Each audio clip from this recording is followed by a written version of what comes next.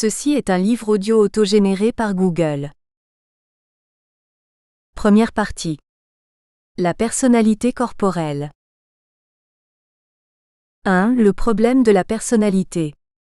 3 décembre 1928. Mesdames, Messieurs, nous avons décidé ensemble que nous prendrions cet hiver pour objet de nos études l'examen psychologique de la personnalité. Au fond, ce sujet continue bien les précédents, l'évolution dans le temps et l'étude des sentiments. Ce titre, Étude psychologique de la personnalité, me rappelle à moi-même un petit souvenir un peu émotionnant. Cela a été le premier titre de mes cours au Collège de France. En décembre 1895, quand j'ai eu l'honneur de prendre la suppléance du cours de Ribot, j'avais pris comme titre de mes cours « Étude de la personnalité ». C'était un sujet que Ribot lui-même m'avait indiqué. Il trouvait qu'il était bien d'accord avec mes études précédentes sur les somnambulismes, sur les doubles existences, qu'il était bien à la mode, et il me disait qu'il plairait aux auditeurs, qu'il les intéresserait. Pendant tout le cours de l'année, Ribot, qui naturellement s'intéressait à la suppléance de son cours, en suivait un peu les échos. Il écoutait les doléances des auditeurs et il me les rapportait. Or les auditeurs de ce temps-là étaient très étonnés de ma manière de procéder. Ils avaient certaines indignations. Par exemple, disait-il, quel singulier mélange fait-il dans ses citations. Il nous cite des philosophes et même des philosophes spiritualistes, comme Spencer, comme Garnier, surtout comme Maine de Biran qu'il nomme à chaque instant, et immédiatement après, il rapporte des phrases de Charcot, de Sherrington et de Cropelin.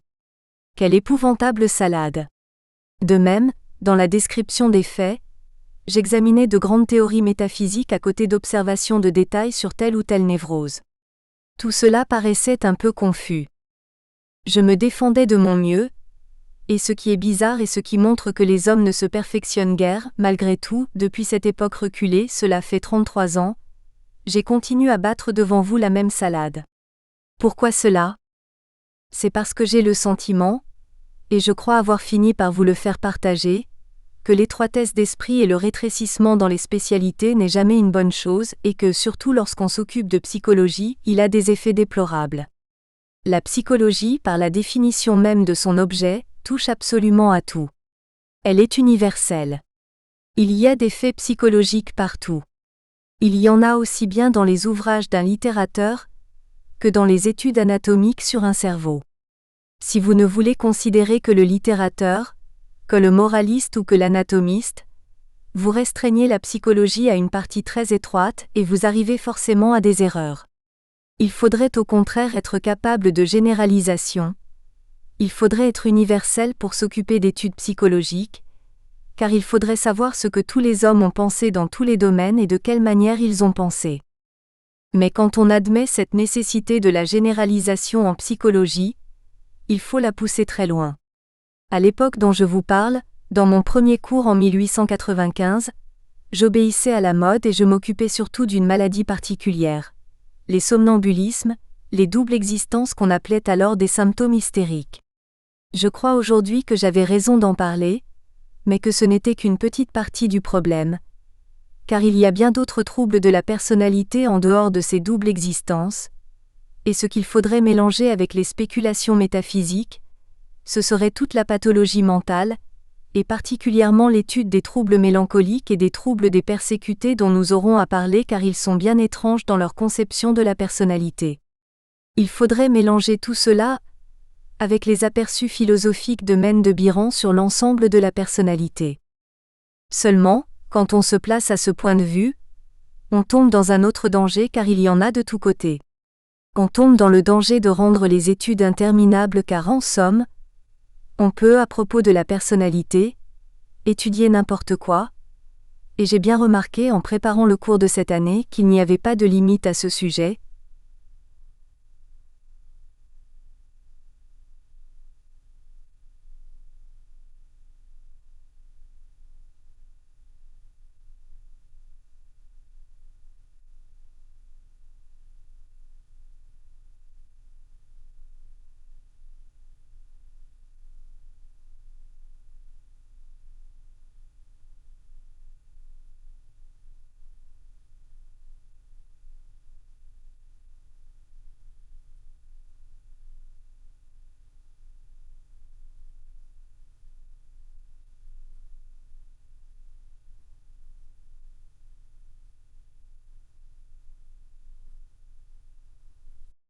Les problèmes religieux évidemment, ne parlent que de la personnalité, de sa récompense, de sa punition, de son évolution et de son avenir.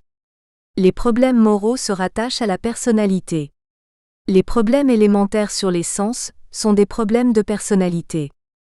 Vous rappelez-vous un livre qui mérite beaucoup de succès, le livre de M. Villet sur le monde des aveugles, en 1914 ?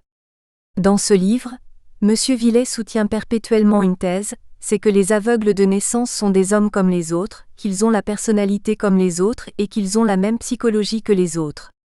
Il voit donc là un problème, et en effet c'est un problème de savoir si la présence ou l'absence de la vision ne change pas l'évolution de la personnalité. On peut donc, à propos de la personnalité, parler de tout. Nous n'en finirions jamais. Ce n'est pas un cours en 25 leçons qu'il faudrait vous faire, c'est 25 cours de ce genre.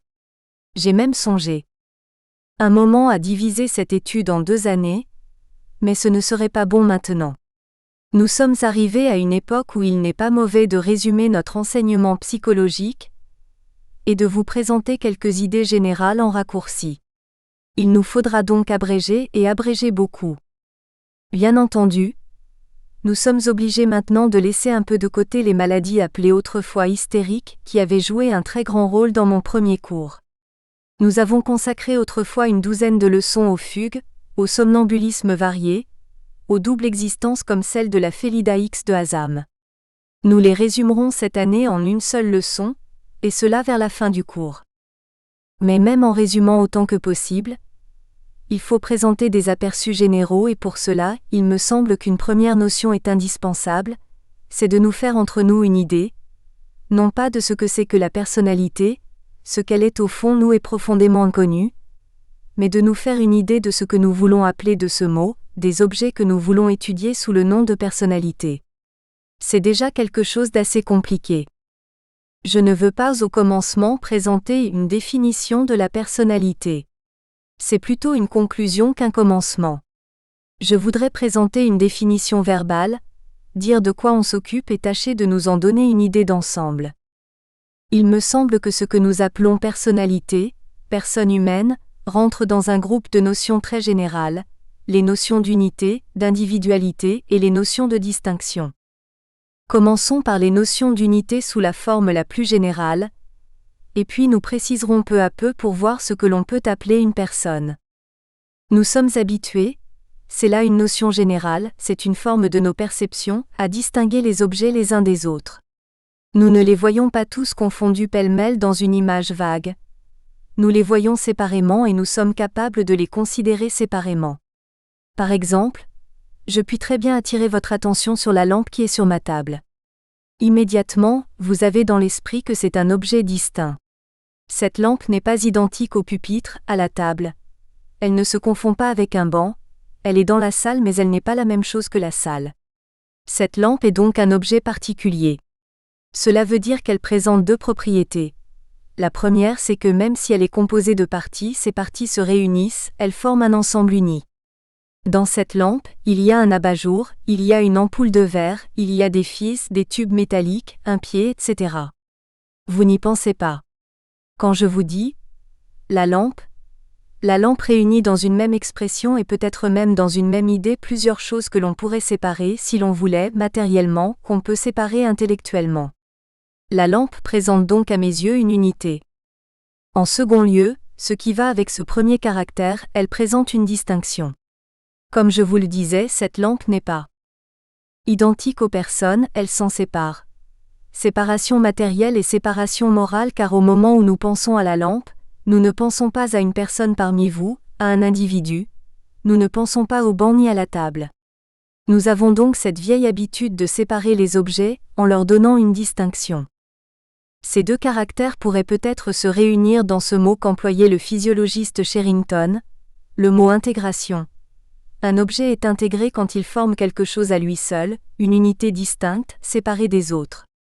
Dans la personnalité, ce caractère-là se retrouve évidemment. Il joue un rôle essentiel. Une personne à première vue c'est un organisme humain, avec une tête, des bras, des jambes, mais c'est un corps uni. Nous n'appelons jamais une personne une réunion de 2 corps. Quand 2 jumeaux sont collés par le dos, Nous sommes même très embarrassés pour dire où est la personnalité, et nous aboutissons presque toujours à dire qu'il y a deux personnalités. La personnalité implique donc une première notion, l'unité et la distinction des objets. Mais cependant, ne poussons pas les choses trop loin, car ce serait vite ridicule. Est-ce que je fais de cette lampe une personne? Est-ce que je la considère comme une personnalité? Et puis-je dire que ce pupitre, cette table, sont des personnalités distinctes les unes des autres, exactement comme vous êtes vous-même des personnalités distinctes? Évidemment non. Les objets ont une unité et une distinction qui est plus élémentaire, qui n'est pas la même chose que la distinction des personnalités. Essayons de nous rendre compte de cette différence. Pourquoi est-ce que je ne veux pas faire de la lampe une personne? Pourquoi suis-je arrêté devant cette considération? Voici la réflexion qui me vient à l'esprit et qui, je crois, est assez démonstrative sur ce point. Quand nous considérons la lampe, qui donc établit et qui donc fait l'unité et la distinction? L'unité de la lampe, elle est faite par moi, c'est moi qui l'ai établie.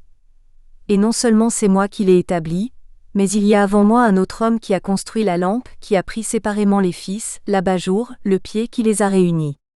Cette unité est une construction artificielle faite par un ingénieur et par un ouvrier, et elle est actuellement une construction artificielle faite par moi-même. C'est moi qui donne à la lampe son unité, qui en fait un instrument particulier ayant un rôle spécial, lequel rôle lui donne son unité. Il en est de même pour la séparation de la lampe et de tous les objets. Elle est faite par les hommes et par moi, car après tout l'ouvrier aurait très bien pu s'arranger pour que la lampe fît partie de la table. Il y a des lampes qui sont insérées dans les tables, et ne forment avec elles qu'un seul objet. C'est l'ouvrier qui les a séparées. C'est moi encore qui les sépare. Je sépare la lampe des autres objets parce que je donne à la lampe un rôle différent de celui des autres. Pour que vous compreniez cette description, rappelez-vous cette méthode psychologique dont je vous ai parlé l'année dernière à propos de la mémoire et du temps.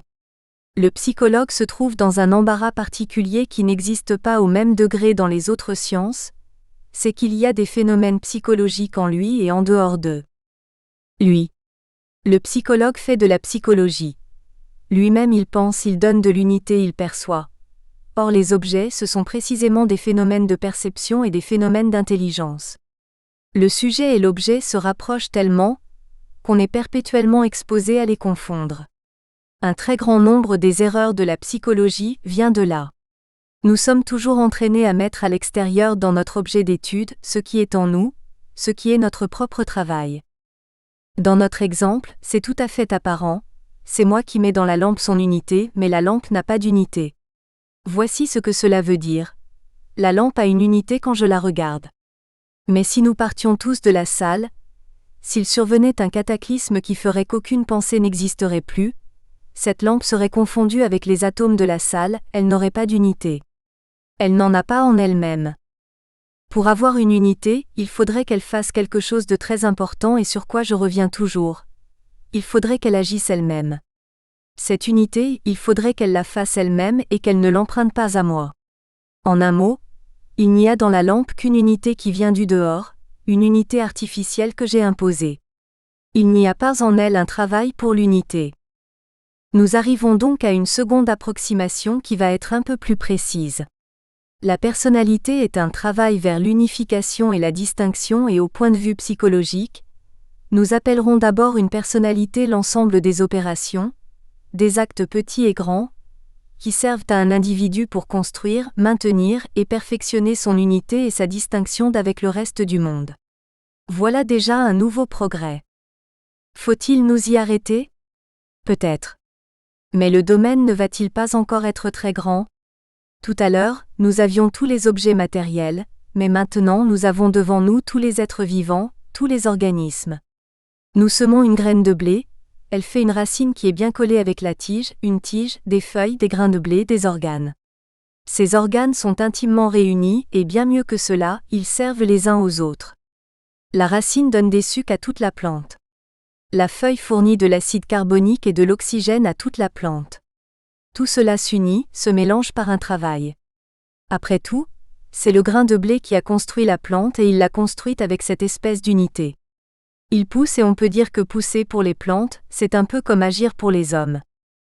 Voilà donc les plantes qui nous paraissent présenter d'une manière très nette une activité qui n'est pas uniquement extérieure, mais une activité intérieure pour établir, pour maintenir leur unité. Quand je réfléchissais à cette activité interne des plantes, mon attention a été attirée sur un ouvrage qui vient de paraître récemment, et qui est assez curieux au point de vue psychologique. Il indique un caractère des études psychologiques qui devient très important, et qui sera peut-être différent des précédents. Vous avez peut-être connu l'ouvrage qui a pour titre « Introduction biologique à l'étude de la neurologie et de la psychopathologie ». Il est rédigé par 2 auteurs dont les noms sont à mon avis intéressants. Parce qu'ils indiquent des tendances assez différentes, tendances qui arrivent à se synthétiser. Le premier de ces auteurs est le professeur von Monachov, de Zurich, médecin et professeur d'anatomie du système nerveux, qui était le directeur de l'Institut d'anatomie pathologique du cerveau et qui a publié tant de beaux ouvrages sur l'histoire cérébrale. Il est encore aujourd'hui directeur des archives suisses de neurologie, qui ressemble un peu à la revue neurologique française et qui publie une foule de travaux d'histologie normale et pathologique sur le système nerveux, la moelle épinière et le cerveau. Le professeur von Monachov représente donc tout à fait la science anatomique du système nerveux, l'ancienne étude neurologique. Son collaborateur est M.R. Mourgue, médecin des asiles en France. Monsieur Mourgue est surtout un psychologue, un érudit des études psychologiques. Il a un autre caractère qui ici, ne peut que le rendre sympathique. Il est un disciple enthousiaste de Monsieur Bergson, ce n'est pas tout à fait la même chose que l'anatomie du système nerveux.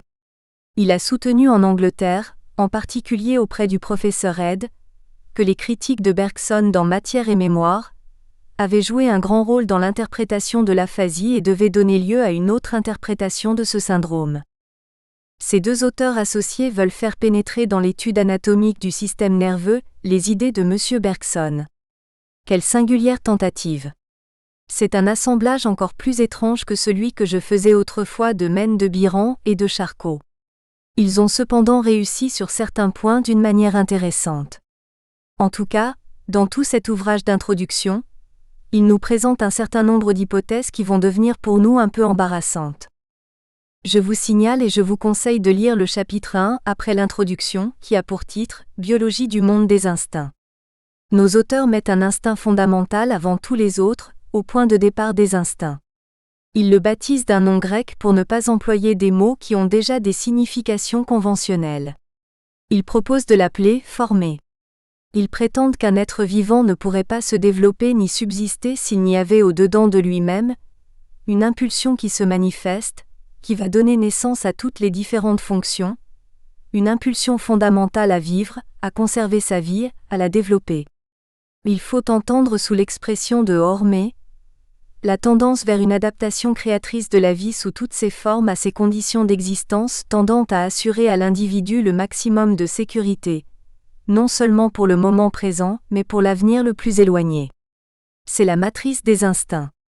Au fond, c'est l'ancienne conception de M. Bergson sur L' et l'an vital. Donc, la hormée est le point de départ des instincts. Ces instincts, nous n'avons pas à les voir, mais nous nous arrêtons un peu embarrassés devant le premier instinct de M.M. Von Monachov et Mourgue, le premier qui sort de la hormée. Ce premier instinct, ils l'appellent l'instinct formatif. Mais oui, disent-ils, avant que l'être ne mange, qu'il ne se batte avec les autres, avant qu'il ne procrée, il est peut-être utile qu'il existe, il est peut-être bon qu'il soit complet. Vous admettez très bien que la génération n'arrivera que chez l'adulte. Mais comment l'adulte se développe-t-il? Il faut qu'il se forme, et le premier de tous les instincts, instinct psychologique, c'est celui qui domine d'une manière remarquable dans l'ovule et dans l'embryon. La première psychologie ne doit donc pas commencer après la naissance comme le prétendent les psychologues les plus avancés. La première psychologie commence à la fécondation de l'embryon. C'est à ce moment qu'apparaît un instinct qui va travailler, qui va faire des actes très compliqués, car au fond, si vous y réfléchissez, c'est assez compliqué que de construire un homme avec un petit œuf, c'est un travail difficile. L'instinct qui va le construire, c'est l'instinct formatif. Ce chapitre est très intéressant, mais j'oserais dire que son contenu nous désillusionne un peu. L'introduction, l'annonce de ce que l'on veut faire, est plus intéressante que le contenu. En somme, les auteurs nous promettent une psychologie de l'embryon. Je veux bien. Ce sera très intéressant. Mais il faudrait parler de l'embryon avec des termes psychologiques. Or ces auteurs sont embarrassés évidemment, et alors après avoir annoncé leur plan, ils se contentent d'une collection de très belles figures d'embryologie. Ils nous disent, les choses se passent comme cela. Tel organe commence à apparaître, tel autre se développe, puis un troisième, un quatrième. En somme, la seconde partie ne diffère pas beaucoup des traités d'embryologie ordinaires.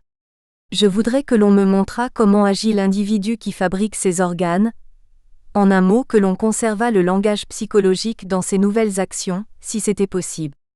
Je crois qu'on aura de la peine, et je puis vous faire une observation qui indique une difficulté qu'on rencontrera. Vous savez que dans notre conception psychologique, la formation ne doit pas se distinguer de l'action. Toute action, en même temps qu'elle se fait, forme l'organe. Je crois que même aujourd'hui, quand je parle pour la 1000e fois dans cet amphithéâtre, non seulement je mets en œuvre une faculté, une fonction, mais j'agis sur cette fonction. L'exercice transforme la fonction à chaque moment, et au commencement, l'exercice crée l'organe et fait la fonction. Quand un être vit, quand un enfant est sorti du corps de la mère et qu'il commence à agir, je vois très bien l'instinct formatif. L'instinct formatif est mélangé avec l'action. Toutes les fois que l'enfant fait un mouvement du bras, il forme la fonction de son bras et je dirais même qu'il forme son bras. Il forme les organes et surtout les centres nerveux correspondants. Dans la psychologie ordinaire, quand nous voyons les choses, la formation est mélangée avec l'action, et la formation se présente toujours comme une conséquence, comme une partie secondaire de l'action. La description anatomique se borne à la formation, la description psychologique s'occupe de l'action. Mais quand vous considérez l'embryon, où est l'action ? Vous ne voyez que la formation. Il est vrai que vous pourrez me dire, la formation joue un rôle minime chez les hommes qui sont vieux, un rôle un peu plus grand chez les hommes qui sont jeunes. La formation est une partie plus importante de l'acte chez l'enfant qui vient de naître, et chez l'embryon, la formation est énorme et l'action très petite. Si vous voulez, j'accorde tout cela. Mais pour conserver l'expression psychologique, il faudrait encore parler d'action même chez l'embryon. Or on ne parvient pas à cela, et pourquoi ? Parce que nous nous trouvons ici devant une difficulté générale, de la psychologie d'aujourd'hui. Il y a 2 ans, quand nous parlions de la pensée, je vous ai rappelé un autre ouvrage très amusant, d'un autre caractère, beaucoup moins scientifique. C'est l'ouvrage qui est signé sous le pseudonyme Pierre-Jean et qui a pour titre « Psychologie organique ». Je vous avais dit que c'était fort amusant à lire, et j'avais été rempli d'admiration pour les capacités psychologiques de la feuille de capucine. C'est évidemment un organe psychologique remarquable. Les exploits moraux d'une feuille de capucine sont admirablement bien décrits. En vous parlant de cet ouvrage, je vous disais, il m'intéresse, m'amuse et il m'effraie un peu. L'auteur emploie perpétuellement un vocabulaire qui est déjà un vocabulaire connu. Il parle de mémoire, d'intelligence, de jugement. Il emploie à chaque instant le mot choix, le mot préférence. Mais qu'est-ce que tous ces mots ? Ce sont des mots qui n'ont de sens que dans la psychologie des hommes adultes. Faire un choix, cela ne se comprend que pour un adulte. Cela implique beaucoup d'opérations antérieures. Vraiment, j'hésite à dire que la feuille de capucine est capable de faire une délibération, et un choix réfléchi. Il y a dans tout cela des analogies lointaines, qui ne sont pas faciles à expliquer. Je vous disais à ce propos qu'il faut avoir de la prudence dans les conceptions de l'évolution. Quand nous voyons l'évolution, nous voyons un acte ou un être qui sort d'un autre et celui-ci encore d'un autre. Nous sommes portés à décrire le premier être, celui du commencement, d'après le dernier. Voyez le développement d'un arbre. Vous dites, le chêne sort du gland. Vous connaissez le gland, ce qui fait que vous n'hésitez pas, et vous n'avez pas envie de dire que le gland soit un chêne. Il ne ressemble pas à un chêne, ne comporte pas de feuilles, pas de fleurs. Autrefois, on disait que les êtres sortaient de petits êtres microscopiques qui n'ont qu'à se développer, et que l'homme sort de l'homonculus. Mais on a bien discuté tout cela.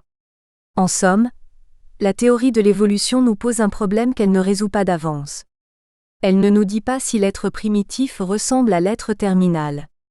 Vous n'en savez rien, et vous ne pouvez le savoir que par observation et par expérimentation.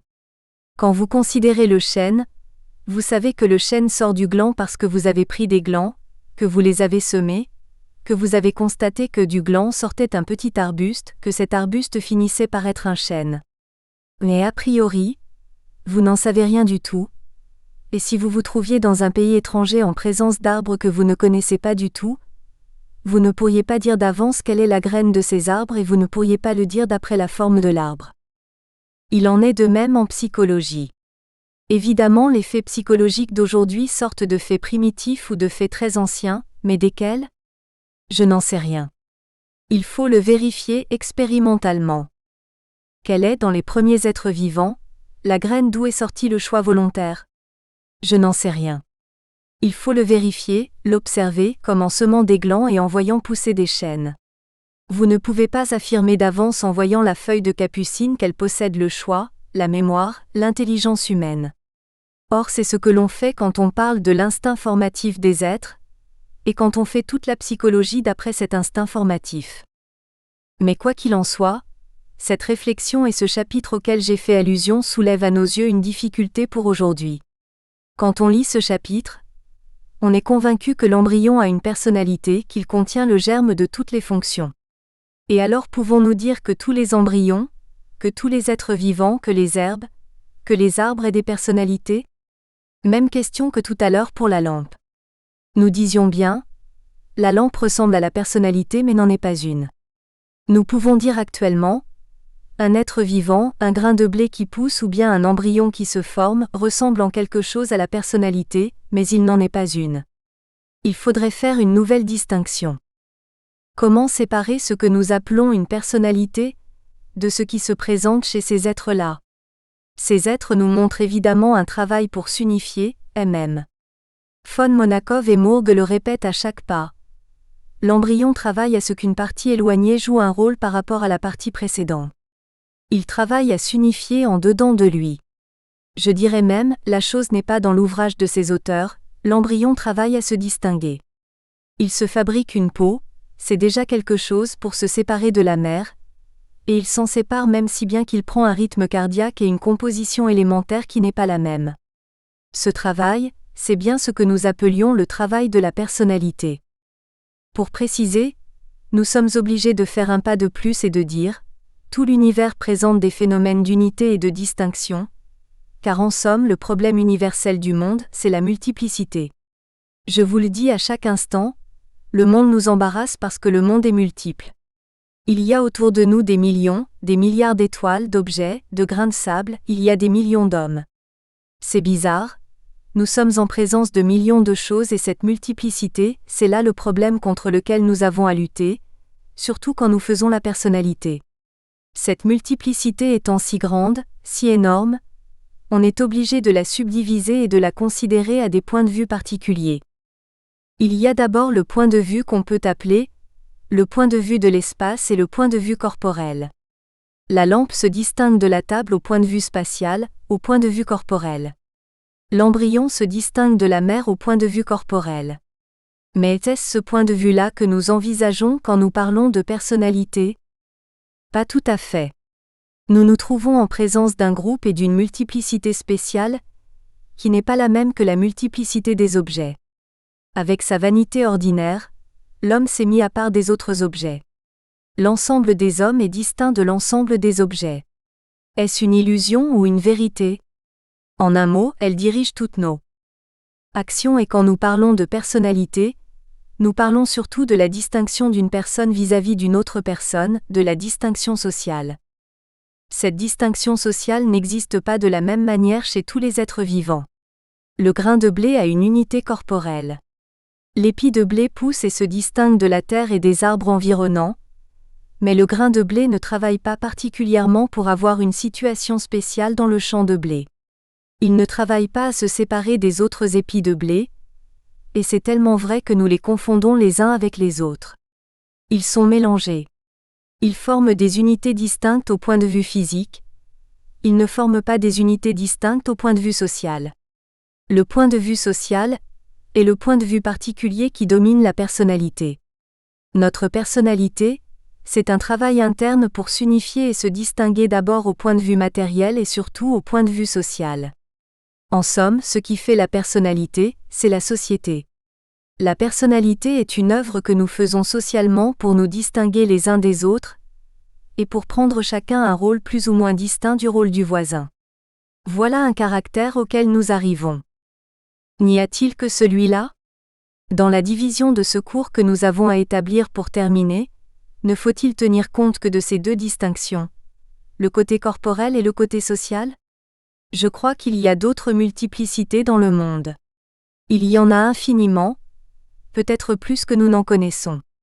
Il y en a une autre à laquelle nous avons consacré nos leçons l'année dernière, multiplicité très curieuse, embarrassante, qui est la multiplicité des événements, des faits qui ne sont pas simultanés dans le même espace et qui se présentent irrégulièrement avant et après. Une personnalité n'existe pas seulement à l'instant présent, elle s'étend encore sur le passé et sur l'avenir. Elle s'étend sur une longue période et elle rattache à elle-même ou bien elle sépare d'elle-même beaucoup d'événements passés. Nous disons à chaque instant, mais c'est moi qui ai été à tel endroit. C'est moi qui ai fait telle chose. Si on nous prête un autre voyage, nous disons, non, ce n'est pas moi qui étais là. C'est une autre personne. Ce qui fait que nous mettons le même travail d'unité et le même travail de distinction dans la multiplicité temporelle que dans la multiplicité spatiale et que dans la multiplicité sociale. Peut-être y a-t-il d'autres multiplicités encore ? C'est bien possible et l'humanité cherche toujours à en découvrir. Si elle les découvre, il faudra que la personnalité s'unifie et se distingue à ce nouveau point de vue dans cette nouvelle multiplicité. Pour les hommes d'aujourd'hui, nous avons assez des trois précédentes et la personnalité se présente à nos yeux comme un travail interne et non pas uniquement externe, comme une série d'actions, de paroles et de travaux de toute espèce pour s'unifier et se distinguer au point de vue corporel, au point de vue social et même au point de vue temporel. Ces réflexions nous indiquent les divisions générales de ce cours, que je voulais vous faire prévoir dès le début. Autrefois, quand nous avons parlé de la personnalité, nous appliquions une méthode et un plan qui est assez simple, qui, je crois, est très bon et qui consistait à prendre notre division à nous, à laquelle nous sommes habitués, des phénomènes psychologiques superposés les uns aux autres. Nous avons admis entre nous par simple convention, car on peut classer les faits comme on veut, 5 ou 6 degrés, 5 ou 6 paliers des opérations psychologiques. Les opérations simplement réflexes qui existent dès le début de la vie, peut-être même déjà dans l'embryon, les opérations perceptives, tous ces actes suspensifs si importants qui sont le point de départ des instincts des animaux. Les actions sociales, groupe capital qui va devenir le point de départ de transformation énorme pour toutes les opérations successives et qui existent déjà au moins chez quelques animaux. Puis les opérations intellectuelles, les premières croyances asséritives, les croyances réfléchies, les actes rationnels, les actes expérimentaux et enfin les actes progressifs, catégorie où nous mettons pêle-mêle toutes les inventions qui viennent s'ajouter aux opérations psychologiques précédentes. Quand nous avons étudié la personnalité, nous nous sommes servis de ce plan, nous avons examiné la personne dans tous ses chapitres. Qu'est-ce que la personne au point de vue élémentaire, réflexe ? Qu'est-elle au point de vue suspensif ? Au point de vue de la croyance, de la réflexion, de la raison, etc. C'est un bon programme. Seulement c'est bien long. Cela nous expose à des répétitions, à des explications assez longues. Vous connaissez maintenant ces différentes classifications psychologiques et ces différentes fonctions, et nous pouvons, je crois, avoir avantage à employer cette division du cours en 3 parties que je vous ai fait prévoir. La première partie étudiera la personnalité corporelle, que nous avons en commun avec les autres êtres vivants, mais qui nous sépare des corps bruts, qui consiste à s'unifier et à se distinguer dans le monde des objets. L'examen complet de la personnalité corporelle soulèverait bien des problèmes sur les sensibilités, sur les mouvements. Nous serons obligés de passer un peu vite sur elle. Le deuxième groupe d'études, je vous le dis d'avance, occupera la majeure partie de ces leçons. Le plan de ce cours est malheureusement très inégal et il nous conduit à une division boiteuse. L'une des divisions est bien plus importante que les autres, non pas peut-être plus importante au point de vue de la réalité, mais par les études qu'elle soulève et par les travaux qui ont été faits. La majorité de ces leçons traitera de la seconde partie, la personnalité sociale. Nous serons malheureusement obligés d'aller trop vite pour la troisième qui serait très intéressante. La personnalité temporelle, l'organisation de la personnalité dans le temps. Cette troisième division sera complétée par le cours de l'année dernière. Elle se réduira à quelques leçons. Dans la prochaine leçon, nous aborderons la première partie avec le problème des sensations, en particulier le problème de la synesthésie dans la personnalité. 2. La CENESTHESIE. 6 décembre 1928. Notre leçon d'aujourd'hui doit nous permettre de préciser un peu les idées générales sur l'étude de la personnalité dont nous parlions dernièrement. Nous en profiterons pour écarter quelques méthodes, quelques interprétations qui ont entre elles ce caractère commun d'être des philosophies de la personnalité. À ce propos, puisque nous aimons les remarques générales, je voudrais vous signaler que pendant bien des siècles, il y a eu une méthode d'interprétation qui a régné dans les travaux philosophiques. On expliquait toujours les choses d'une certaine manière, et il faut nous en rendre compte.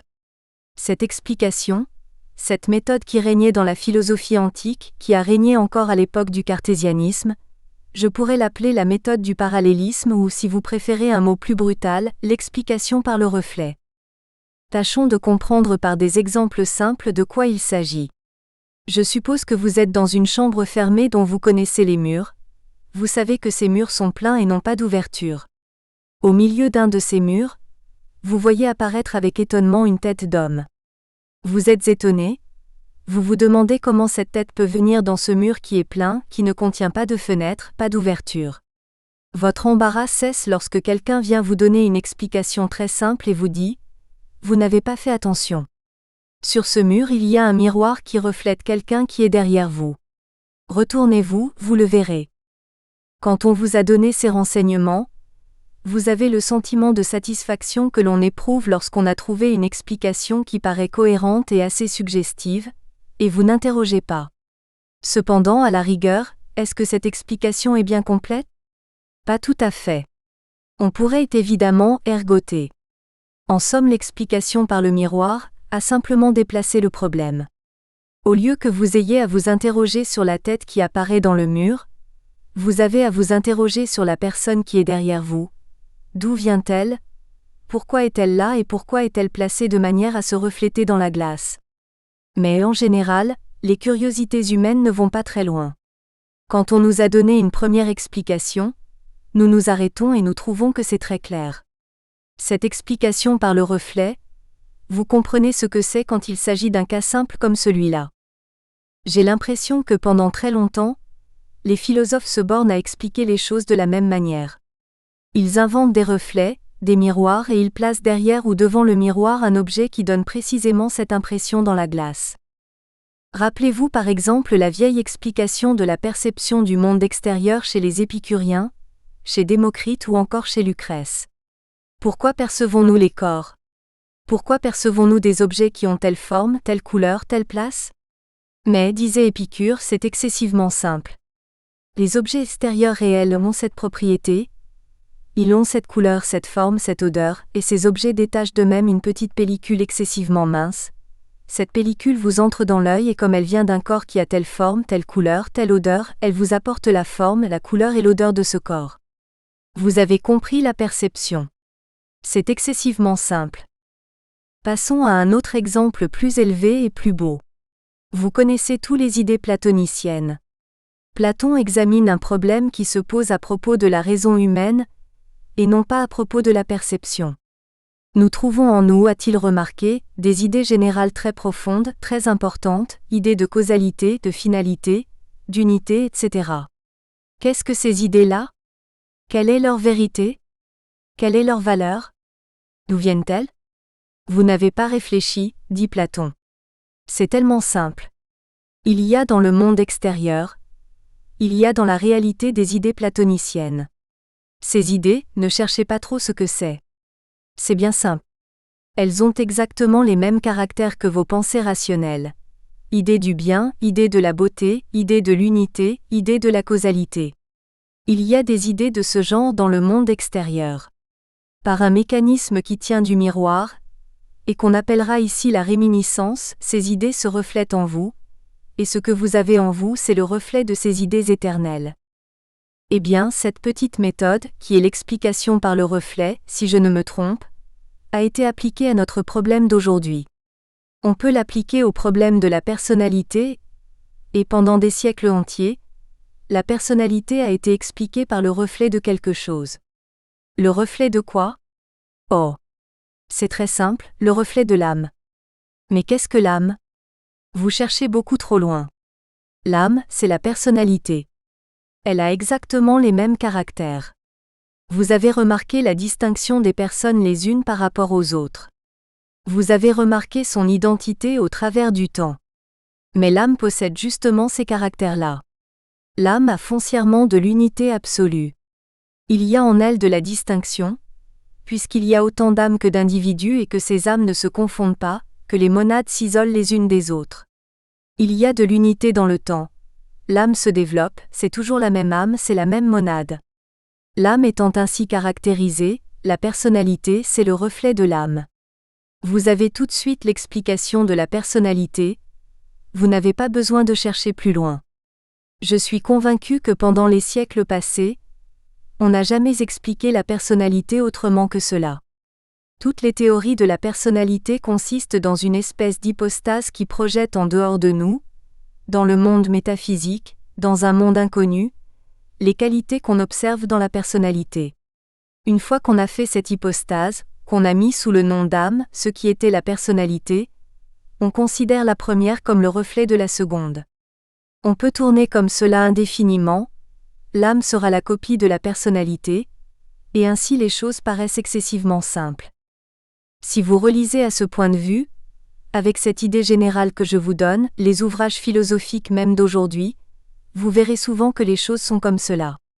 Je lisais dernièrement encore un ouvrage d'un médecin philosophe très intéressant, quoique très spiritualiste, le professeur Grasset. Il nous parle à plusieurs reprises de la personnalité. C'est pour cette raison que je le relisais à propos de ce cours.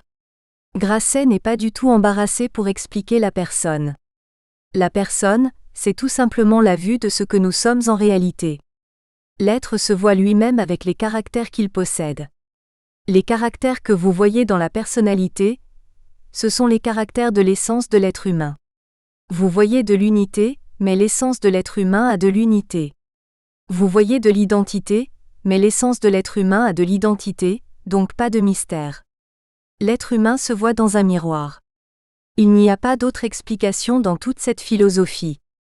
Cela a duré pendant très longtemps, mais les meilleures plaisanteries doivent avoir une fin et en somme, depuis 50 ou 75 ans, depuis que la psychologie a essayé de se développer, de prendre des formes plus scientifiques, on n'a pas été très content de cette explication. Tous les philosophes, tous les psychologues les uns à la suite des autres, se sont moqués de cette explication, mais sans lui donner vraiment à mon avis le caractère que je vous fais ressortir aujourd'hui, sans montrer le cercle vicieux qu'elle contient. On a dit par exemple, qu'est-ce que cette prétendue âme dont vous vous servez pour expliquer la personnalité? Elle n'est elle-même qu'un double. Elle n'est, comme le disaient autrefois les ouvrages, qu'une translation de la personnalité dans un autre langage. Elle ne contient rien de plus et par conséquent ne nous apprend rien du tout. La science anthropologique et la science psychologique nous montrent que l'idée d'âme sort au contraire de la notion de personnalité, dont elle est la transformation plus ou moins religieuse. Puisqu'elle en sort, elle ne peut pas l'expliquer. On pourrait faire, je crois, d'autres critiques peut-être plus intéressantes en se plaçant à un point de vue psychologique et scientifique. Toute cette explication par le reflet repose sur une sorte de postulat. Ce postulat est celui-ci. Les qualités de l'objet passent dans la perception. Quand un objet a certaines qualités, nous le voyons avec ces qualités-là. Il suffit qu'il ait ces qualités pour qu'on les voie. Mais c'est un postulat qui est tout à fait indémontrable. Comment? Parce qu'une personne est bonne, est-ce que vous la voyez toujours bonne? Parce qu'elle est trompeuse ou mauvaise? Est-ce que vous la voyez toujours mauvaise et trompeuse? Est-ce que vous n'avez pas toutes les illusions sur une personnalité, et sur les objets? La perception correspond-elle au caractère de l'objet? Il est facile de comprendre que non. Quand même vous admettrez qu'il y a au fond de la réalité, pour chacun de nous, une âme qui est distincte des autres, qui est identique. Est-ce que ces qualités de l'âme suffiraient pour vous donner dans votre conscience la perception de ces qualités-là? Mais l'unité n'est pas une chose qui se voit. En réalité nous voyons des choses multiples. Quand je dis comme dans la dernière leçon, cette lampe est une, est-ce que je vois son unité? Pas du tout. En réalité, je ne vois que la multiplicité. Je vois des objets séparés les uns des autres et c'est moi qui, par la notion de l'usage, mets dans cette lampe de l'unité. Si vous voyez une âme qui est une, supposez même qu'elle le soit, vous ne percevrez pas par là même son unité, vous la verrez se manifester par des fonctions, par des qualités différentes. Il faut découvrir son unité. C'est encore bien pis si vous considérez l'identité. L'identité est une sorte d'unité dans le temps, au travers de la multiplicité des événements et des phénomènes. Supposez que l'âme soit identique. Je l'admets. Mais elle se manifeste successivement, un jour, puis le lendemain, puis un troisième jour, par des phénomènes perpétuellement changeants. C'est vous qui devrez découvrir son unité. C'est comme si nous disions qu'une œuvre littéraire, une tragédie de Racine a de l'unité. Oui, elle a de l'unité, mais parce que vous la découvrez, vous la cherchez et il faut même la montrer aux élèves qui ne la voient pas. En réalité, la tragédie se manifeste par différents personnages, par différents actes, par différentes scènes qui sont toujours séparées les uns des autres, et l'identité foncière qui existe peut-être, n'est pas du tout révélée quand le spectateur se borne à écouter. Il faut qu'il y ajoute quelque chose. Quand même donc il y aurait dans l'âme de l'unité et de l'identité, il n'en résulterait pas l'unité et l'identité de la personnalité. Vous supposez toujours que le miroir reflète exactement les qualités de l'objet. Vous admettez que le miroir n'est pas courbe. Or, malheureusement, quand nous considérons la conscience humaine, le miroir dans notre esprit est absolument déformant. Il transforme les objets et il ne suffit pas de prêter aux objets certaines qualités pour que nous les retrouvions dans le miroir. Tout un ensemble d'études sont venues ensuite heurter cette ancienne métaphysique. Ce sont toutes les études anthropologiques, historiques et psychologiques. On est venu nous répéter, on se fait des illusions sur la personne humaine. Les philosophes lui donnent des qualités théoriques, des qualités abstraites et des qualités partout semblables. Les philosophes nous racontent que la personnalité humaine est toujours la même. Toutes les âmes, disent-ils, ont les mêmes propriétés, la même unité, la même identité foncière. Mais que voyons-nous en fait? Nous voyons que la personnalité change continuellement. Si nous considérons des personnalités primitives ou sauvages, nous allons trouver chez elles des conceptions de la personne tout à fait différentes des nôtres, des conceptions primitives ridicules. Nous allons voir chez les sauvages des conceptions multiples de la personnalité. Vous vous rappelez les fameux sauvages qui ont ce qu'on appelle la bilocation, qui se placent eux-mêmes dans différents endroits à la fois. Ils disent avoir en eux-mêmes des esprits. Un de leurs esprits est à la chasse pendant que l'autre est dans la maison. Les âmes ne sont pas du tout réduites à une seule, elles sont subdivisées, compliquées. Les études sur les enfants aboutissent au même résultat. La personnalité enfantine varie incessamment. Elle n'est pas la même au moment de la naissance qu'elle deviendra à l'âge de 1 an, 2 ans, 3 ans. Vous vous rappelez nos leçons d'autrefois sur le langage et sur un élément du langage, à mon avis très intéressant, à savoir les pronoms personnels. Pourquoi donc les tout petits enfants avant l'âge de 3 ans ne savent-ils pas employer les pronoms personnels? Pourquoi l'enfant dit-il à sa mère, « Bébé a soif » ? Donne à boire à bébé, tandis qu'il devrait dire, « J'ai soif, donne-moi à boire » ? Il ne met pas le je ni le moi, il ne met que le nom propre. Il faut arriver à l'âge de 4 ou 5 ans pour qu'il emploie les pronoms personnels. Si vous considérez également dans les asiles des idiots et des imbéciles de différents degrés de développement, vous en trouverez des quantités qui, bien plus âgées, j'en ai vu un exemple chez une fille de 32 ans, ne savent employer que les noms propres et disent encore « bébé a soif ». Ils ne savent pas dire « j'ai soif ». Il y a donc une modification dans le langage de la personne, modification qui correspond à une évolution de la personnalité. Enfin, la pathologie est venue complètement bouleverser tout cela. Elle répète depuis 50 ans, il n'y a rien de plus variable que la personnalité des malades. Il y a des malades qui perdent leur personnalité. Il y a des malades qui ne se reconnaissent pas eux-mêmes, qui disent d'eux-mêmes « Je suis mort à telle date. Aujourd'hui je ne suis pas présent, je n'existe plus. » Vous connaissez le petit malade de Ségla qui était très embarrassant à la promenade car il s'arrêtait en disant à sa garde « Faites donc attention, vous m'avez oublié à telle place. Allez donc me chercher. Je suis resté en arrière, et il fallait le chercher parce qu'il ne s'était pas retrouvé. Il y a des malades qui non seulement se disent morts, mais dédoublés. Il suffit de faire allusion aux célèbres possédés du Moyen Âge, qui ont rempli les religions pendant des siècles. Ces gens-là étaient possédés intérieurement par un démon, quand ce n'était pas par plusieurs. Ces démons avaient une personnalité comme eux-mêmes, et les deux personnalités qui étaient en eux se disputaient à qui mieux et se battaient entre elles. Ils avaient donc plusieurs personnalités et plusieurs âmes.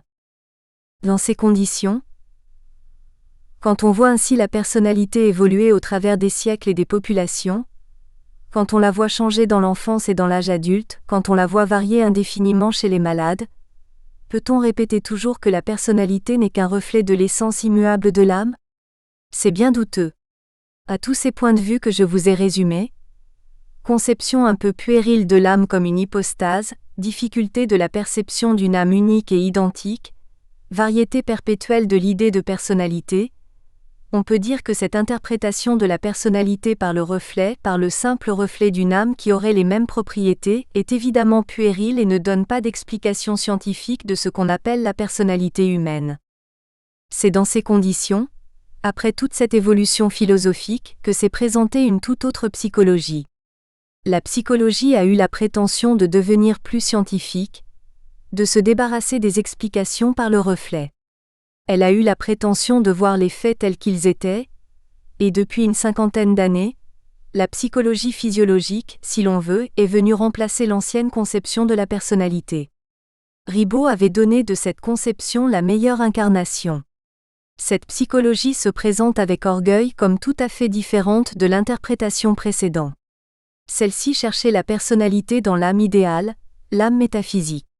La nouvelle psychologie est bien plus audacieuse et dit « La personnalité ne se trouve pas dans l'âme, elle se trouve dans le corps. C'est en regardant votre corps que vous trouvez votre personnalité. Cette personnalité, elle n'est pas dans toutes les données des sens, elle n'est pas dans toutes vos sensations. Il y en a un très grand nombre qui nous viennent des corps extérieurs. Quand j'ouvre les yeux, je vois des formes et des couleurs. Je ne dis pas toujours qu'elles sont moi, je dis qu'elles sont autre chose. Il y a donc parmi les données des sens, des éléments qui ne rentrent pas ou qui paraissent ne pas rentrer dans la personnalité. Mais il suffira de faire un choix parmi ces sensations. Il y en a qui ne sont pas extérieures, mais qui sont intérieures. En un mot, nous sentons notre corps, nous le sentons par toutes sortes de procédés, nous sentons la peau, nous sentons la chaleur du corps, nous sentons les organes intérieurs et cet ensemble de sensations se rapportant à notre corps nous donne la personnalité. Les caractères de la personnalité, unité, identité, distinction, viennent des caractères du corps. En présentant cette idée philosophique de l'époque de Ribot d'une manière générale, j'ai un petit scrupule que je voudrais vous communiquer. Est-ce que cette interprétation est tellement différente qu'elle prétend l'être de la précédente ? Ribot se présentait comme un révolutionnaire, et croyait qu'il expliquait la personnalité d'une manière tout à fait différente de l'ancienne métaphysique. Il disait même que c'était le contraire. Il faut bien se défier des choses contraires. On peut être contraire tout en étant la même chose. Les gens les plus opposés, les opinions les plus extrêmes sont souvent très identiques les unes aux autres. Rappelez-vous les religions ennemies, les frères ennemis qui au fond sont exactement pareils.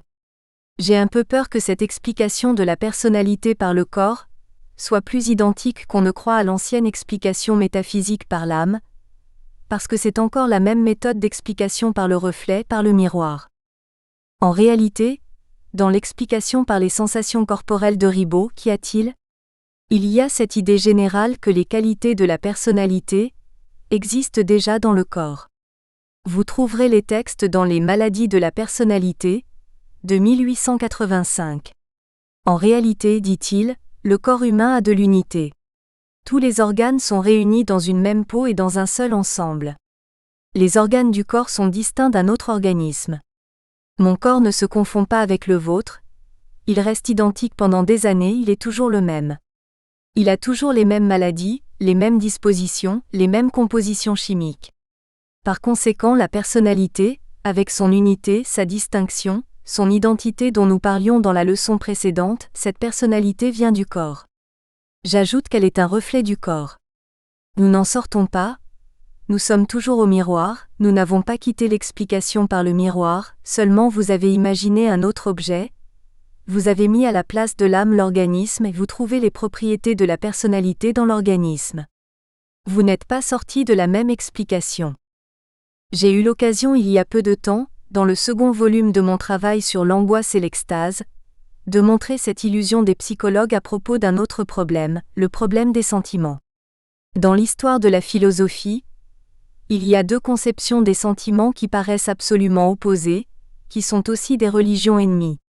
Il y a l'interprétation philosophique des sentiments qui les prête comme de faits purement internes, comme des faits purement de conscience, comme des faits invisibles, insaisissables par les sens. À l'opposé, la conception des sentiments de William James n'en fait pas autre chose que des modifications corporelles périphériques. Men de Biran, Garnier nous disait que les sentiments sont le reflet de la force hyperorganique, le reflet de l'état d'âme. Et W. James vient nous dire, les sentiments sont le reflet des réflexes vasomoteurs, de l'état de l'organisme. Je vois avec tristesse qu'ils sont toujours le reflet de quelque chose et rien du tout par eux-mêmes. Et cette théorie du reflet, qu'il s'agisse de métaphysique ou de psychologie, a un très grand inconvénient au point de vue physiologique et médical. Le phénomène transformé en reflet ne sert plus à rien. Ce qui sert dans la vie, c'est l'homme réel. Ce n'est pas son image dans la glace, celle-ci est inactive, elle pourrait ne pas exister et l'homme existerait tout de même. Si les sentiments ne sont que des reflets dans une glace, ils ne servent à rien, vous pouvez les supprimer. Comme on le répète aujourd'hui à chaque instant, il n'y a pas un phénomène physiologique, il n'y a pas un phénomène psychologique qui n'ait sa finalité. La finalité est une idée fausse quand vous l'appliquez au monde physique.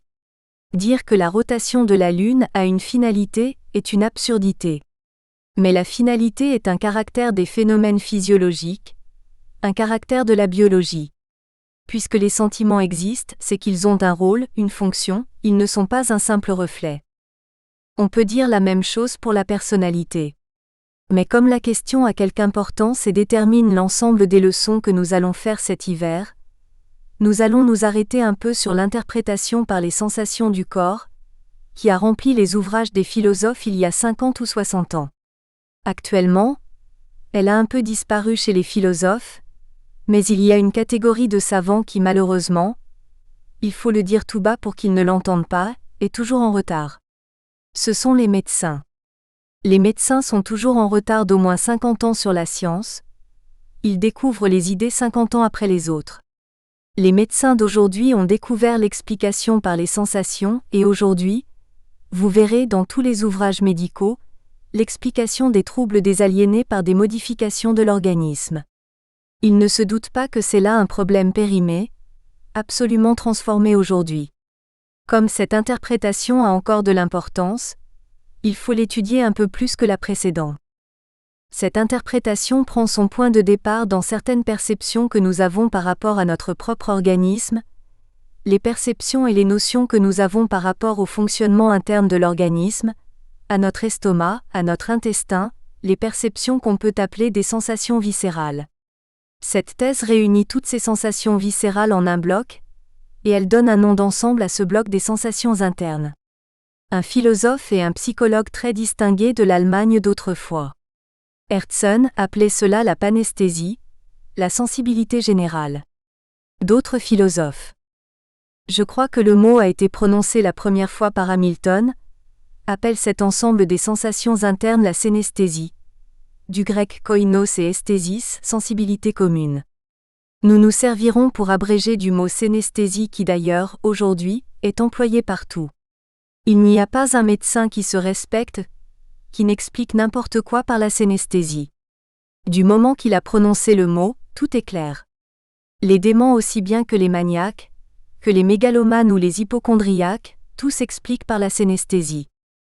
La synesthésie correspond donc aux sensations internes. Ces sensations internes étaient déjà connues et soupçonnées par les anciens. Elles sont signalées par Aristote et Hippocrate. Leur étude a été plus poussée au XVIIIe siècle. Je vous signale le livre de Cabanis et en particulier le commentaire de Cabanis par le Dr Pes. Ensuite, nous avons, à la fin du XVIIIe siècle et surtout dans la première partie du XIXe, une longue étude des sensations du corps. Il faudrait que je vous donne une liste d'auteurs qui durerait une demi-heure. Tous les auteurs du commencement du XIXe siècle ont écrit des thèses sur les sensations viscérales.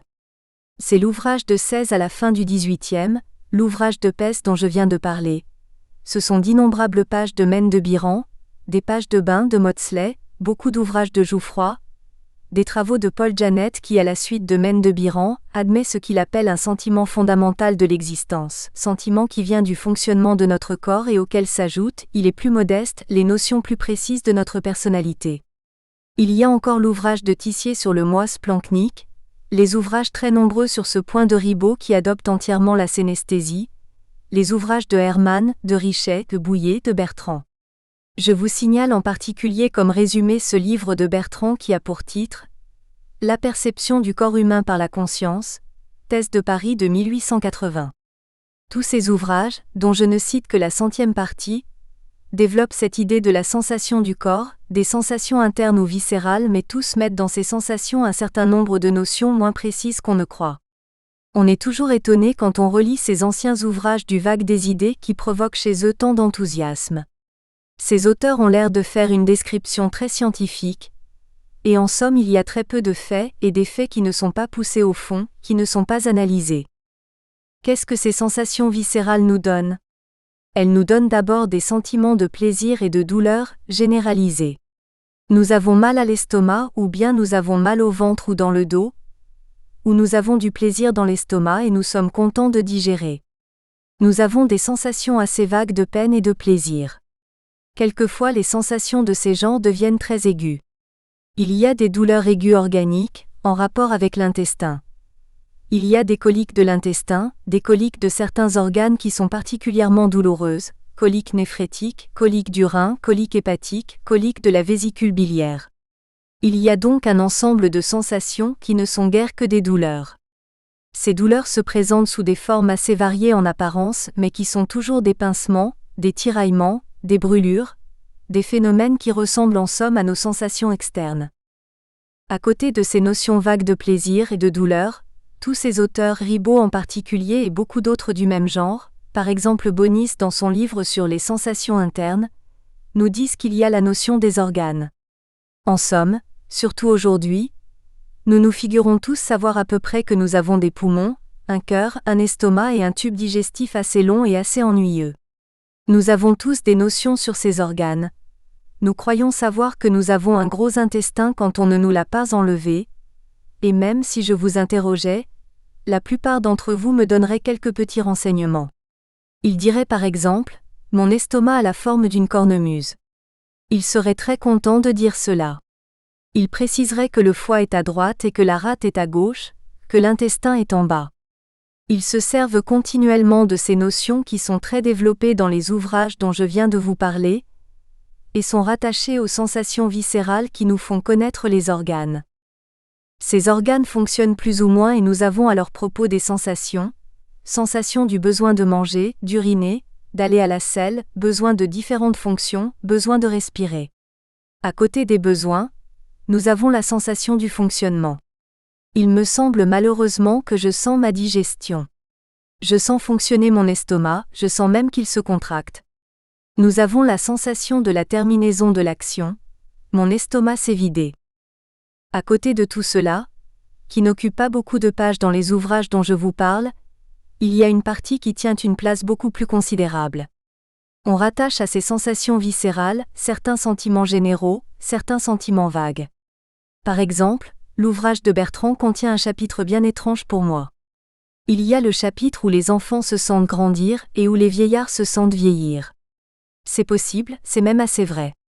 Mais ce sentiment de vieillissement ou ce sentiment de grandissement de l'enfant est en rapport, disait M. Bertrand autrefois, avec des sensations des viscères. Ces sensations donnent des états de sentiments plus complexes comme les états de tristesse, les états de malaise ou les états de bonne santé et les états de joie. Ribot répète sans cesse que la mélancolie, la joie sont des reflets, il en est toujours au reflet, de l'état de l'organisme et du fonctionnement de nos viscères. Voilà les notions que l'on rattachait à cette conscience viscérale. Est-ce que tout cela est bien scientifique et très clair ? J'ai peur qu'il n'y ait dans toutes ces descriptions plus de littérature que d'observations cliniques. Il y a bien des enfantillages dans tout cela. Est-il bien démontré que les sentiments de tristesse, de joie, de fatigue, d'effort, correspondent à des fonctionnements organiques, à l'état de l'intestin ou de l'estomac? Mais le premier médecin venu vous dira qu'il y a bien des malades qui disent d'énormes sottises sur l'état de leurs organes. Il y a des malades, au commencement d'accès maniaque, qui sont dans un état de joie resplendissante. J'en ai vu récemment un bien curieux exemple. Le pauvre homme avait été pendant 2 ans dans un état de dépression, de faiblesse, d'absence de volonté, de dégoût de la vie, et il venait me dire qu'il était actuellement admirablement bien. Les médecins n'ont pas de chance. Ils sont obligés de trouver que tout est mauvais. Évidemment, je trouvais mauvais qu'il fût en dépression pendant 2 ans, mais je n'étais pas content non plus de le voir si heureux, j'étais inquiet de son bonheur. Ce qui me préoccupait particulièrement, c'est que je ne pouvais pas arriver à l'effrayer. Prenant là un triste rôle, j'essayais de lui dire « Mais enfin rappelez-vous donc qu'il y a 2 ans et demi, votre grande maladie mélancolique a commencé par une joie exubérante. Vous avez été tellement content de vous-même, que j'en étais très inquiet et subitement vous êtes devenu mélancolique. Est-ce que votre joie d'aujourd'hui, qui dure depuis 2 mois seulement, n'est pas inquiétante? Il me semble que lorsqu'on a déjà eu comme vous 3 grands accès de manie dépressive, on devrait avoir un peu peur du 4e, et qu'on ne devrait pas s'abandonner à cette joie. » Il était impossible de l'inquiéter. Il éprouvait la satisfaction la plus complète, le bonheur le plus rayonnant. 3 jours après, il était dans un état de manie aiguë avec agitation et délire, qui n'est que le présage de la crise de stupeur qui va apparaître dans quelques jours. Il y a là une preuve que ces sentiments de joie et de tristesse ne correspondent pas à l'état organique. D'ailleurs, comme je le faisais remarquer à l'asile, cet homme est très malade, il a tout son tube digestif infecté, intoxiqué de toute manière. Dans les moments de joie où il était, il avait trop mangé, trop bu d'alcool et avait compliqué encore son état d'intoxication. Ses fonctions sont très mauvaises, ce qui n'empêche qu'il les sent admirablement bonnes. Il en est exactement de même dans les sentiments de fatigue. Qui de vous ne connaît ces individus perpétuellement fatigués, faibles, qui ne peuvent pas faire 10 pas sans être épuisés et qui ont un corps superbe, en parfaite santé sans aucun trouble? Les sentiments sont bien plus compliqués que ces phénomènes de troubles organiques. Tout mon second volume de L'angoisse et l'extase est un essai d'explication du mécanisme complexe des sentiments. Il y a tout un monde. Il y a le monde du système nerveux, le monde des réactions des organes les uns sur les autres, les phénomènes inconnus de la force nerveuse. Il y a surtout les réactions du cerveau et des organes de la base du cerveau. Il y a une foule de réactions régulatrices qui transforment l'état organique en état de sentiment. Mais l'état organique n'explique pas du tout l'état de sentiment. Passons aux secondes notions qu'on rattache aux phénomènes de sensations internes, les notions des organes. Est-ce que vous croyez sérieusement que nous sentons bien notre estomac sous forme de cornemuse? Qu'il n'a pas du tout en réalité car il est beaucoup plus long? Est-ce que nous sentons réellement la place de notre foie, de notre intestin? Quand un enfant de nos jours nous dit qu'il sait où est son cœur et son foie, je demande quelle leçon d'anatomie on lui a faite. Il ne fait que répéter des notions courantes. Il ne le sent pas en lui-même. Les vrais ignorants ne savent même pas qu'ils ont un cœur, ils ne le sentent pas du tout. Ces notions viscérales sont extrêmement rudimentaires. D'ailleurs, tout ce que vous dites sur elles n'existe que par rapport à des sensations extérieures. Vous parlez tout le temps de brûlure, de picotement, de pincement, de tiraillement, mais ce sont des phénomènes que fournit la peau lorsqu'elle est tiraillée, pincée ou brûlée et vous n'avez aucune sensation réellement propre à l'organe, vous ne les connaissez pas. Il est vrai qu'il reste une difficulté qu'il ne faut pas supprimer. Ce sont les sensations de douleur dans les maladies organiques. Il y a des coliques néphrétiques, des coliques hépatiques et les organes nous font du mal. Je vous renverrai alors aux études toutes récentes qui ont été surtout faites en Angleterre, en particulier par le professeur Head et par ses collaborateurs. La plupart de ces travaux sont publiés dans Le Brin. Ces auteurs ont fait une étude très intéressante sur les douleurs organiques. Ils ont montré une chose assez curieuse, c'est que l'organe viscéral à lui tout seul, ne sent pas l'objet et ne souffre pas du tout. Il y a des lésions qui se développent dans le foie, qui envahissent la rate, des destructions pulmonaires que l'on ne sent pas du tout. Des chirurgiens un peu indiscrets, quand ils avaient ouvert différents organes, ont essayé de provoquer des sensibilités en prenant des périodes où les individus sont réveillés du sommeil chloroformique, ou bien ils ont étudié les sensibilités internes sur les lésions qui mettaient à nu certains organes. Toutes ces études ont révélé que les organes ne sentent rien du tout, que l'on peut tirailler, martyriser même la dure mère du cerveau sans aucun résultat. Les organes ne sentent que très peu. Alors pourquoi souffrons-nous ?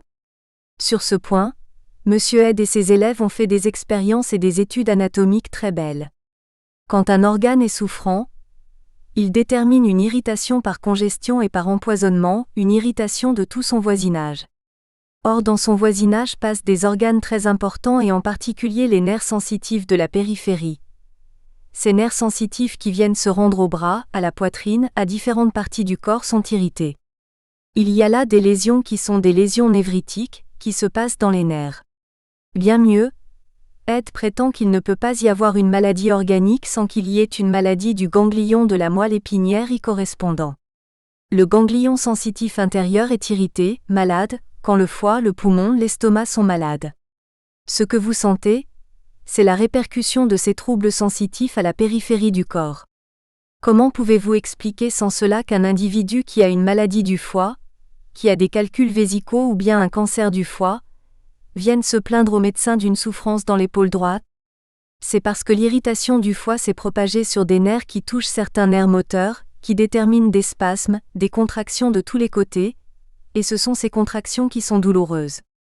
En réalité, la plupart des phénomènes appelés viscéraux déterminent très peu la sensibilité. Ils ne déterminent qu'une sensibilité indirecte dans des organes externes. Les organes viscéraux aboutissent à la périphérie. L'estomac aboutit à l'arrière-bouche, au pharynx et à la bouche. L'intestin aboutit à l'anus. Les différents organes aboutissent à des terminaisons. Ces terminaisons mettent le monde intérieur en rapport avec le monde extérieur, et nous sentons des phénomènes indistincts qui appartiennent à la peau extérieure et à la peau intérieure quand ils sont voisins. Ces sensations intérieures, ces sensations synesthésiques qui sont très petites, ne peuvent donc pas à mon avis expliquer grand-chose. Quand vous voyez des troubles généraux de toute la conduite dans les états mélancoliques, dans les états maniaques, dites-vous bien qu'il y a autre chose qu'un simple mal d'estomac. L'état de l'organisme ne peut qu'agir d'une manière indirecte sur des régulateurs cérébraux et déterminer des phénomènes tout à fait différents. Il résulte de toutes ces considérations que la conception de la personnalité à laquelle nous devons aboutir maintenant après avoir fait cette élimination ne se présente pas tout à fait de la même manière qu'elle se présentait aux yeux un peu simples des philosophes et des psychologues de l'époque de Ribot. Ces auteurs-là mettaient toujours l'explication d'un phénomène avant lui, dans le passé. S'il s'agissait d'expliquer la pensée humaine, on l'expliquait par une âme antérieure créée par la Providence, il y a bien longtemps, une âme qui était créée et donnée une fois pour toutes. S'il s'agissait d'expliquer la personnalité, on mettait l'explication dans le passé, dans des choses déjà données. C'est un autre aspect de la théorie de l'instinct formatif de l'embryon, dont je vous parlais dans la dernière leçon. On mettait toujours l'explication de la personnalité dans des phénomènes biologiques bien plus anciens. J'ai une disposition d'esprit qui me pousse à voir les choses tout à fait autrement. L'explication me paraît résider dans l'avenir, et non dans le passé. Les choses se font et se construisent et elles ne sont pas données toutes faites. Il y a une certaine unité de l'organisme qui est faite dans l'embryon, l'organisme est fait quand nous venons au monde. Mais la personnalité n'est pas faite. Sur cette unité de l'organisme vont se faire des constructions interminables, très compliquées, dans lesquelles l'éducation, la société, la philosophie vont avoir un grand rôle. La personnalité n'est pas un reflet, elle est une construction que nous faisons peu à peu et que nous superposons à ces données métaphysiques et à ces données biologiques antérieures.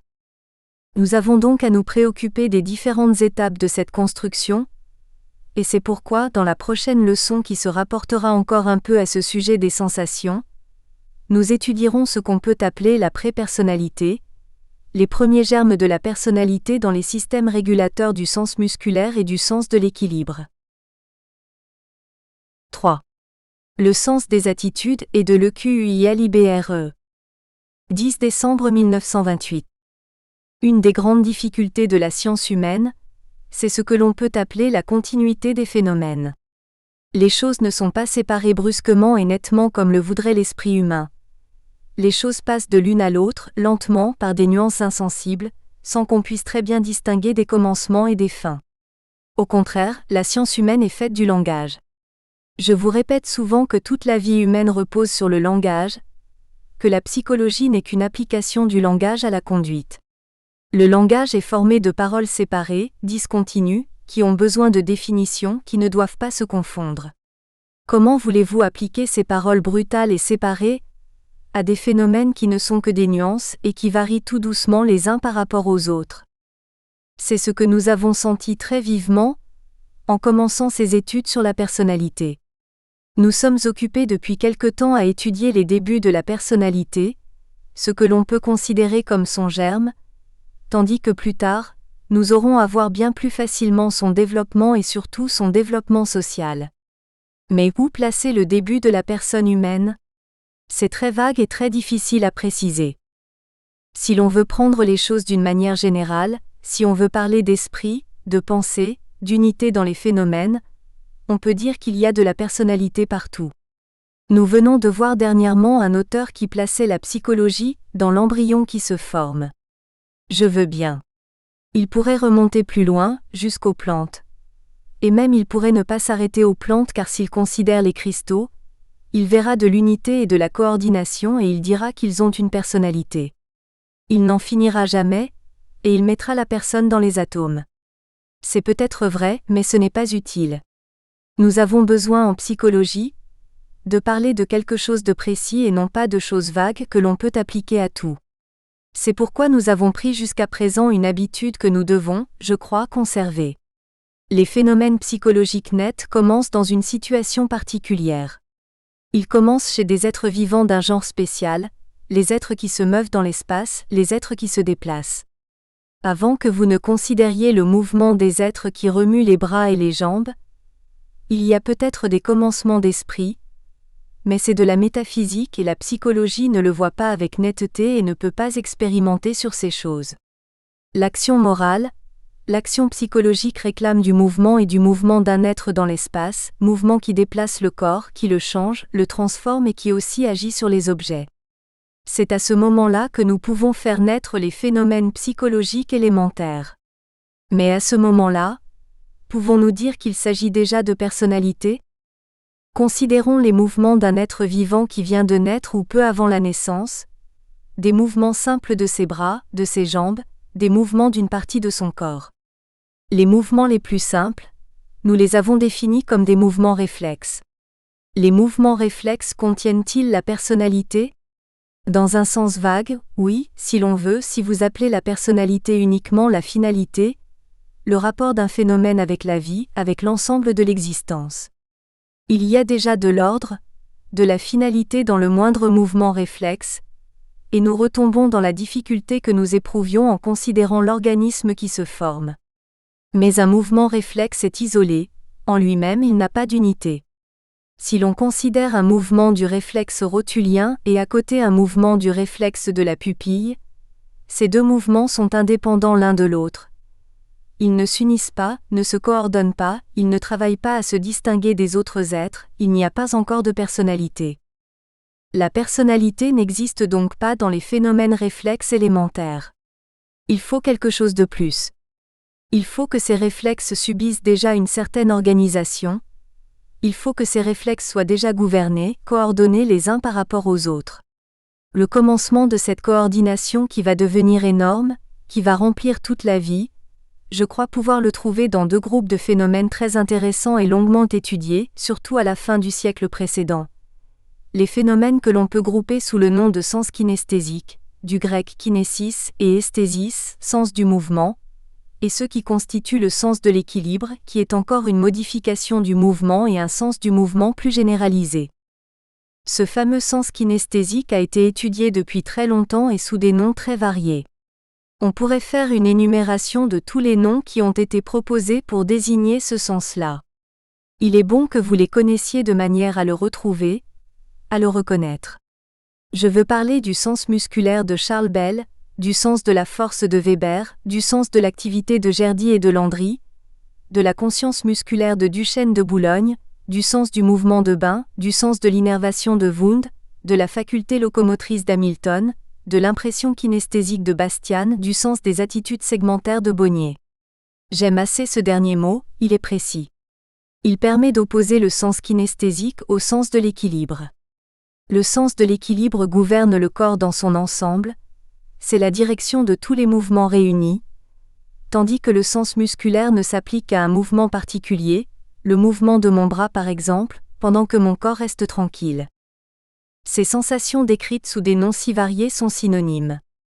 On prétend que déjà au XVIe siècle, en 1557, dans les ouvrages de Scaliger, de Cesalpino de Arezzo, se trouvaient des remarques sur la notion de la résistance des objets, et ces auteurs disaient déjà « Nous n'avons pas uniquement les 5 sens connus, l'ouïe, la vue, etc. Nous avons un sens qu'on ne décrit pas d'ordinaire qui nous permet d'apprécier la résistance des objets. » Quoi qu'il en soit, ce sens fut très contesté.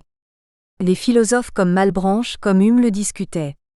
Plus tard, Condillac y fait une allusion et depuis l'époque de Condillac, il y a comme une sorte d'enthousiasme pour l'étude du sens musculaire.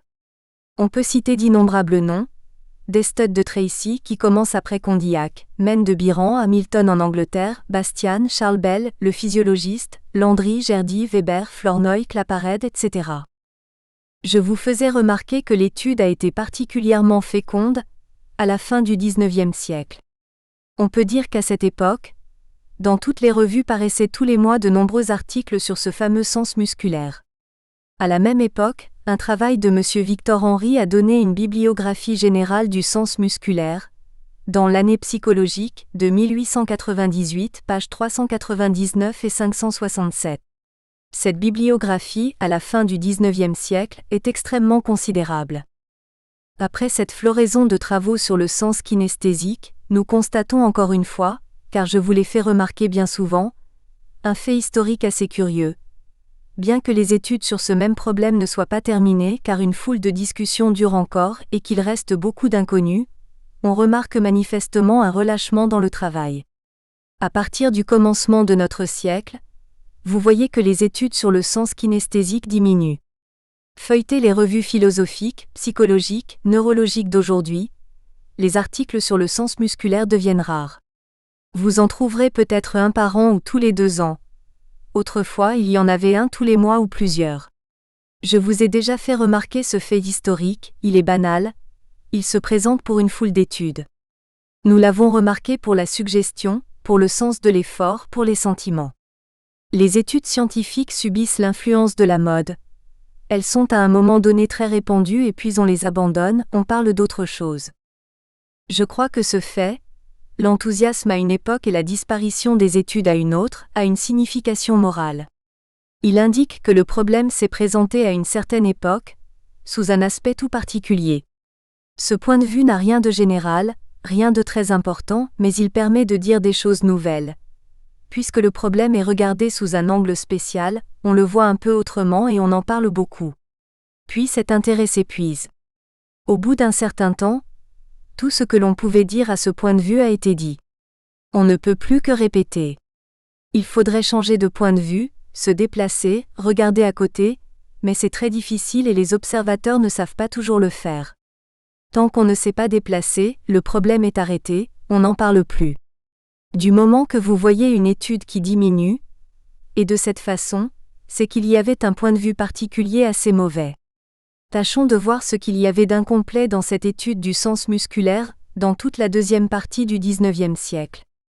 Ce sens, ainsi que le mot même l'indique, était considéré comme une sensation particulière.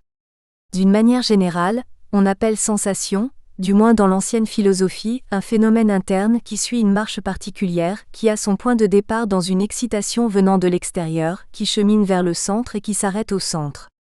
Par exemple, pour le tact, l'excitation vient sur la peau, elle chemine par les nerfs sensitifs, elle arrive par la moelle épinière et le cerveau au centre supposé de la conscience. Là se passe le phénomène de la sensation et tout est fini, on croit que tout est arrêté. On a étudié le sens musculaire de cette manière-là, et on a fait des remarques qui n'étaient pas sans intérêt. La première étude a porté sur les organes périphériques. Le sens musculaire devait venir de l'extérieur puisque c'était un sens qui gagnait le centre, un phénomène centripète. Il devait agir sur des organes spéciaux. La vue agit sur l'œil, le son agit sur l'oreille. Il faut que la sensation musculaire agisse sur un organe particulier, on a cherché où pouvait être cet organe. La première hypothèse, comme dans les travaux du neurologiste Duchesne de Boulogne et du physiologiste Charles Bell, le met dans les muscles. Ce sont les muscles qui font le mouvement, qui appuient sur le corps. Ce sont les muscles qui doivent jouer le rôle récepteur. C'est assez vrai, il y a en partie un rôle musculaire. On a fait ensuite des remarques plus précises. On a montré que ce n'était pas le muscle dans son ensemble qui jouait un rôle, mais surtout les terminaisons musculaires, les tendons et plus que les tendons, les surfaces articulaires. L'auteur allemand Goldscheider, par exemple, a fait sur ce point beaucoup d'expériences intéressantes en déterminant l'anesthésie des articulations par différents procédés. Quand les articulations deviennent anesthésiées, le sens musculaire disparaît, même s'il y a persistance de la sensibilité musculaire. On a donc mis le sens musculaire tantôt dans les articulations, tantôt dans les muscles, tantôt dans les différentes parties qui terminent les os. Tout cela sert d'organe récepteur. Dans ces organes, on a découvert histologiquement des appareils particuliers comme les corpuscules de Pacini, qui servent à la réception de ces phénomènes de sens du mouvement. Ces phénomènes gagnent ensuite les nerfs sensitifs, la moelle épinière et probablement la base de l'encéphale, où ils doivent arriver à se transformer, disait-on, en sensations. Tout cela n'est pas sans intérêt physiologique et anatomique. Je crois cependant que c'est une étude extrêmement incomplète. Aujourd'hui, nous ne connaissons pas de phénomène physiologique qui soit limité à cette partie périphérique et à un organe centripète allant vers le centre. Nous ne connaissons pas de phénomène qui soit de pure sensation qui se passe dans le centre nerveux, sans aucun mouvement à l'extérieur. On ne nous décrit là que la première partie de l'opération, la partie sensitive qui gagne le centre. Mais toute opération physiologique est double. Il y a non seulement le phénomène qui gagne le centre, la partie centripète, mais il y a la partie centrifuge et la réaction motrice. D'ailleurs, dans tout mon enseignement, je vous ai répété que le fait psychologique commence avec une réaction, avec un mouvement. Si vous ne parlez que de l'introduction d'une excitation, vous n'êtes pas dans la vie psychologique, vous n'êtes que dans l'analyse physiologique qui décompose les faits, vous ne voyez que la moitié du phénomène. Dans la sensation visuelle par exemple, il est très facile de voir que tous les phénomènes de vision sont des réactions réflexes. Il n'y a pas de lumière, s'il n'y a pas de rétrécissement de la pupille. Il n'y a pas d'objet visuel, s'il n'y a pas de mouvement des yeux. Je revoyais dernièrement l'ancien livre de physiologie, si intéressant, de Nuel, sur la fonction visuelle. Monsieur Nuel nous dit que toutes les prétendues sensations visuelles ne sont que des mouvements à l'intérieur de l'œil, des mouvements de l'œil dans son ensemble, et des mouvements de la tête. Si vous supprimez ces mouvements réflexes, il n'y a pas de sensation visuelle. Par conséquent, à la fin du XIXe siècle, on n'étudiait que la moitié du phénomène kinesthésique et en supprimant le mouvement qui en est la conséquence, on ne pouvait plus le comprendre. Le mouvement qui correspond à la sensation kinesthésique, c'est là, je crois, le problème principal qu'il faut aborder. Pour le rendre sensible, permettez-moi de prendre un exemple pathologique qui exagère tout justement ce phénomène kinesthésique, qui le rend un peu grotesque et qui montre bien où est son importance. Je voudrais vous parler des phénomènes qu'on a appelés autrefois phénomènes cataleptiques, ou encore phénomènes catatoniques. D'une manière générale, voici en quoi ils consistent. Quand le médecin examine certains malades, je vous dirai tout à l'heure quel genre, il peut faire avec eux une expérience assez bizarre et qui produit un effet surprenant.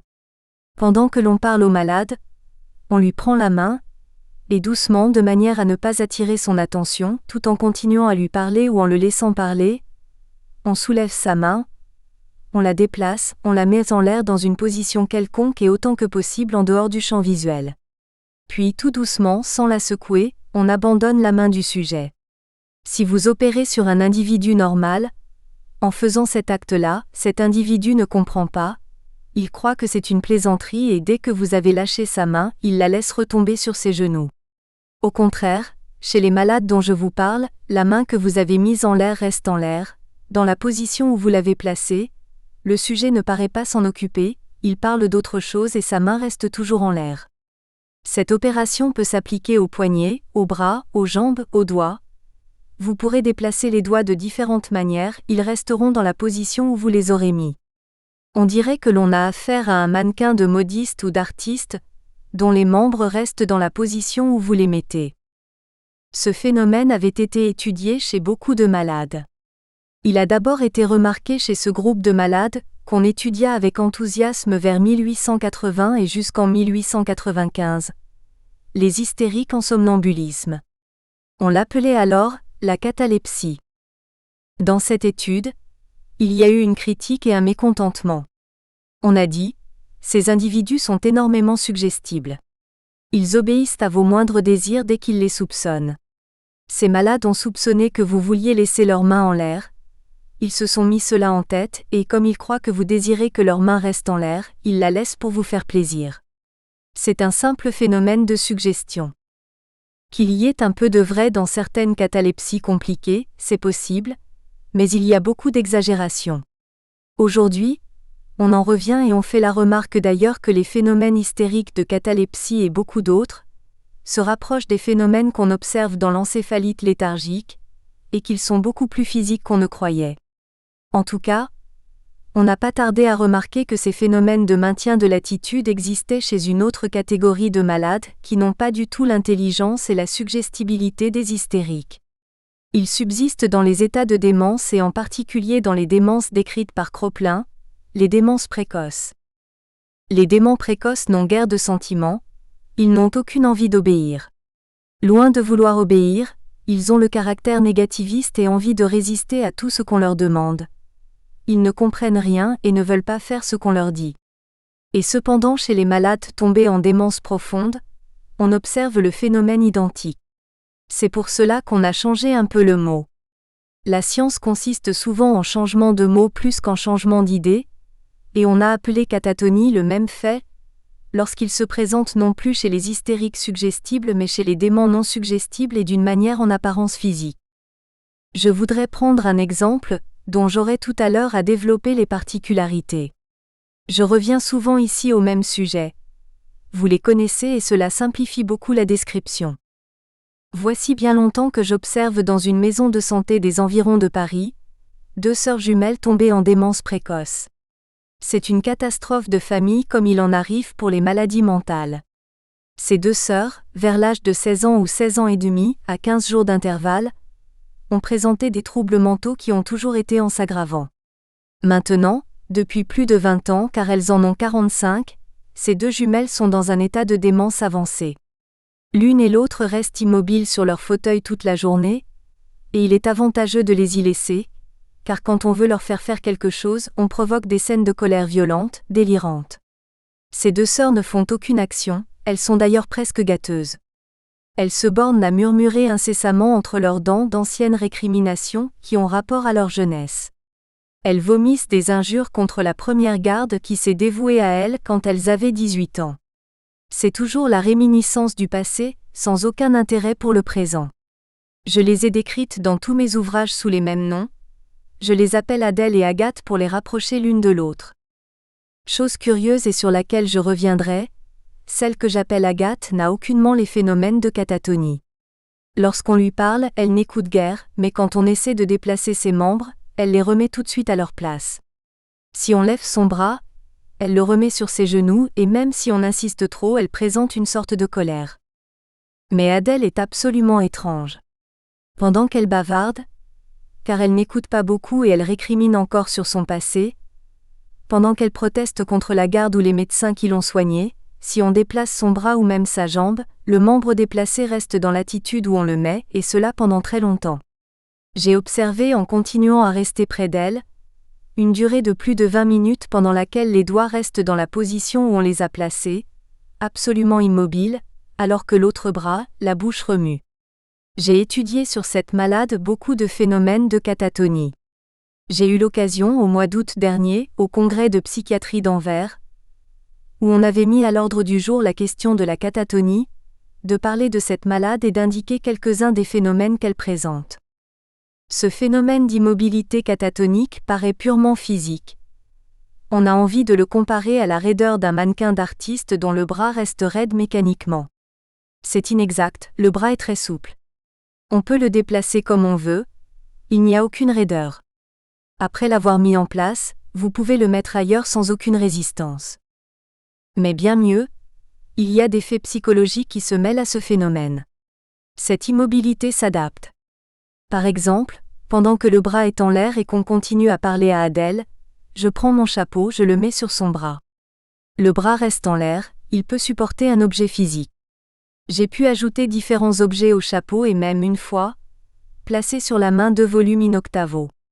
Le bras restait en l'air 5 minutes au lieu de 20 à cause de la fatigue, mais il s'était adapté à ces 2 volumes qu'il supportait. Il y a donc chez ces malades en démence une certaine disposition des membres, des réflexes nerveux qui leur fait conserver l'attitude. Mais me direz-vous, vous vous adressez à des malades étranges, qui sont troublés moralement, qui ont des maladies nerveuses assez compliquées, pas toujours très bien connues. Il ne s'agit pas là d'un phénomène psychologique normal.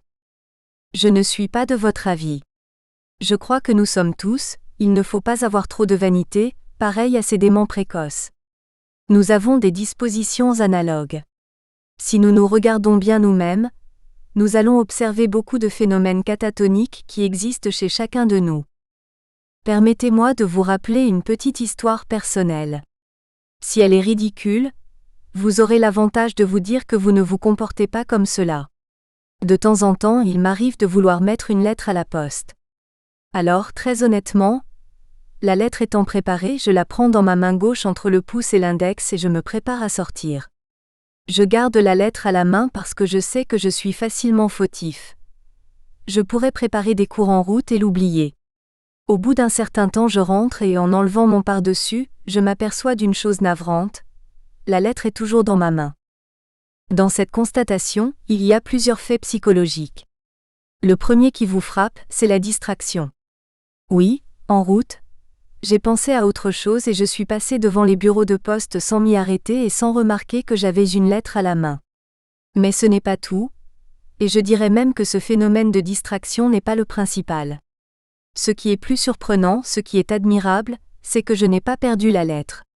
En effet, ma main, si elle était distraite, aurait dû cesser de la tenir. Si je ne pensais pas à elle, j'aurais dû lâcher la lettre. Il y a donc eu non seulement distraction, mais continuation de l'action. Au fond, j'ai fait attention à ma lettre. Tout en étant distrait, je continuais à la tenir. Eh bien, nous avons tous des phénomènes de ce genre. Par exemple, nous avons l'habitude de mettre notre main dans notre poche. Bien souvent, cette main ne pend pas inerte, elle a une attitude spéciale. Suivant les personnes, elle est fermée ou à moitié ouverte, ou bien elle tient un pli de l'étoffe. Pendant une demi-heure ou une heure, la main restera dans la poche avec la même position, tenant un pli de l'étoffe qu'elle ne lâche pas. C'est une continuation de l'acte qui est extrêmement importante. Je dirais même plus, au fond, nous sommes tout le temps catatoniques. Vous êtes là à m'écouter, et vous avez pris des positions particulières. Vous avez la tête penchée, les uns à droite, les autres à gauche, d'autres ont la tête appuyée sur leurs mains. Toutes ces positions différentes demandent des mouvements musculaires. En somme, votre bras n'a aucune envie de rester en l'air indéfiniment par lui-même. Votre tête ne doit pas rester de côté, elle devrait tomber en avant par son poids. Elle reste parce que vous conservez des mouvements. Toutes nos attitudes sont des phénomènes catatoniques. Quelle différence y a-t-il donc entre cette pauvre Adèle et vous ? Elle n'est pas bien grande. C'est que vous arrêtez la catatonie dans plus de circonstances qu'elle. Vous l'arrêtez toutes les fois qu'elle peut paraître ridicule. Quand vous tenez votre menton dans votre main, c'est une position que les autres personnes admettent, vous n'êtes pas grotesque, mais si vous mettiez votre main en l'air, les autres vous regarderaient étonnés et se moqueraient de vous. Comme vous êtes sensible au ridicule, vous arrêterez l'attitude catatonique. Qu'y a-t-il de ridicule dans le fait de garder ma lettre entre 2 doigts ? Ce n'est pas de la tenir, c'est de la tenir devant le bureau de poste, c'est de ne pas y entrer et à ce moment-là de ne pas la lâcher dans la boîte. Ce qui diffère entre les malades déments et vous, ce sont les circonstances qui arrêtent la catatonie et non pas les circonstances qui la provoquent, ce sont les phénomènes négatifs. Vous supprimez l'attitude dans bien plus de cas que ne le font les malades. Mais il y a un élément commun, qui est toujours le même, c'est l'élément de conserver indéfiniment une certaine attitude. Il y a très peu d'auteurs qui ont étudié ce phénomène. Je voudrais vous rappeler un article du professeur Grasset, de Montpellier, dans la Revue scientifique. Il appelle cela la force de conservation d'attitude, la force de l'attitude fixe, et il note que chez tout le monde, il y a des attitudes fixes et permanentes. Il signale même à ce propos une expérience qu'il considère comme un tour de force, et qui n'est qu'une exagération de l'attitude fixe. Il l'appelle l'expérience de Milon de Croton. Il paraît que Milon avait une force herculéenne magnifique, et il montrait cette force dans une expérience particulière qui n'est pas facile à réaliser. Il prenait dans sa main un fruit facile à écraser. La tradition veut qu'il prenait une grenade. Mettez si vous voulez à la place une pêche ou un abricot, ou un œuf. Il tenait cet œuf sans l'écraser, puis il priait toutes les autres personnes et les hommes les plus forts de lui écarter les doigts et de prendre l'œuf. Nous espérons que vous avez apprécié cet aperçu. Pour continuer à écouter ce livre audio sur Google Play Livres, utilisez le lien dans la description de la vidéo.